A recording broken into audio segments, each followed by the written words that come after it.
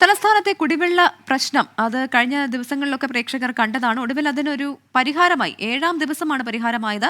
കഴിഞ്ഞ ദിവസങ്ങളിൽ വെള്ളം എത്താതിരുന്ന പണ്ടാരവിളാകം ഉൾപ്പെടെയുള്ള സ്ഥലങ്ങളിൽ വെള്ളമെത്തി തുടങ്ങി. അറ്റകുറ്റപ്പണിയുടെ ഭാഗമായി ചില ഭാഗങ്ങളിൽ നാളെ കുടിവെള്ളം മുടങ്ങുമെന്ന അറിയിപ്പിൽ തലസ്ഥാനവാസികൾ ആശങ്കയിലായിട്ടുമുണ്ട്.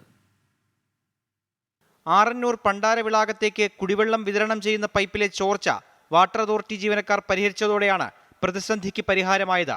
ഇന്ന് രാവിലെയും ഇവിടെ വെള്ളമെത്താതിരുന്നത് 24 റിപ്പോർട്ട് ചെയ്തതിന് പിന്നാലെയായിരുന്നു നടപടി. വൈകിട്ടോടെ പ്രദേശത്തെ മുഴുവൻ പൈപ്പുകളിലും വെള്ളമെത്തി. തൊഴുവൻകോട്, മുടവൻമുകൾ, പൂജപ്പുര മേഖലകളിലും വെള്ളമെത്തി. വായുമർദ്ദം കാരണം ഇടപെട്ടുള്ള ചില വീടുകളിൽ മാത്രമാണ് ഇനി വെള്ളമെത്താനുള്ളത്.